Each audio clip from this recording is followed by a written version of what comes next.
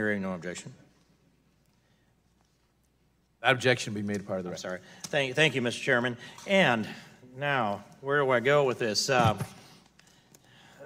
first thoughts are this, that I'm thinking about a situation like Jim Hoft and Gateway Pundit, the fourth most influential conservative pundit throughout the last election cycle, watching his traffic be cut to 1/11 of what it was just on Facebook alone. Yeah.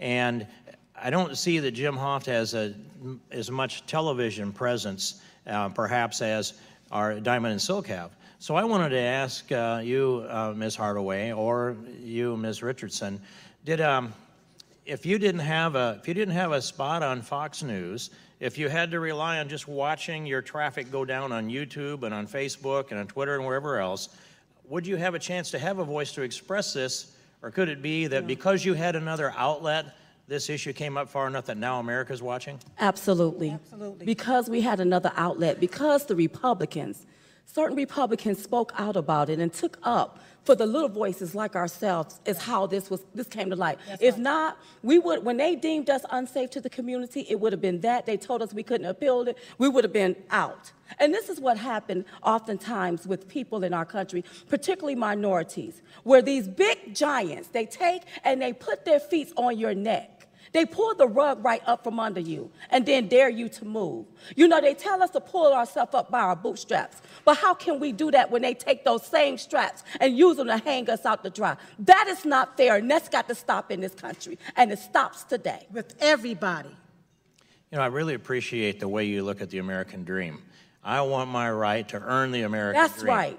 That's right. And is there any difference in your mind between, say, Facebook and Twitter and YouTube, those, we'll call them utilities, not necessarily public utilities, but utilities? Is there any difference between them and, let's say, UPS and FedEx? If you're making your living selling things and shipping it out on FedEx, is that any different than it is making your living by pitching a message out through Facebook? Absolutely, because listen, they have these platforms to have it where you can monetize. You can make money off of these platforms. So if you're building your brand and you're pumping money into building your brand, it is not fair for somebody to change the rules in the middle of the game. And I think that's what's happening with the American people, some of them. You change the rules in the middle of the great game and then people are left out to dry. That's not fair. Let me clarify this question. What if you're producing a product, and maybe it's home little garage factory or a larger factory, and you're shipping that product out on FedEx, and FedEx decides you're conservative, so we're not going to deliver your product to your customers.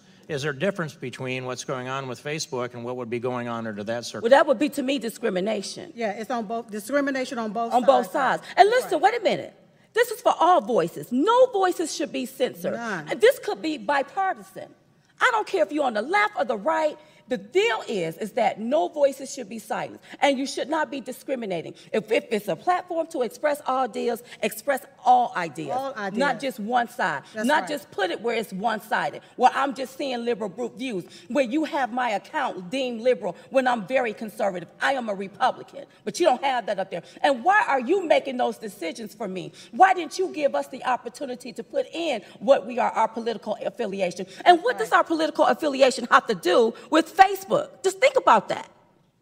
I want to let you know that I tweeted you out to see if you were blocked on mine, and you're still alive on my Twitter. So thank you very much. Appreciate your testimony, and I yield back. Would the gentleman yield? I would yield to the chairman. I just want to thank the gentleman for yielding and take note that it would be nice if these three companies were here to explain themselves and their policies and whether they truly are fair to people all across the political spectrum. Because I put in the record liberal organizations that were concerned about this too.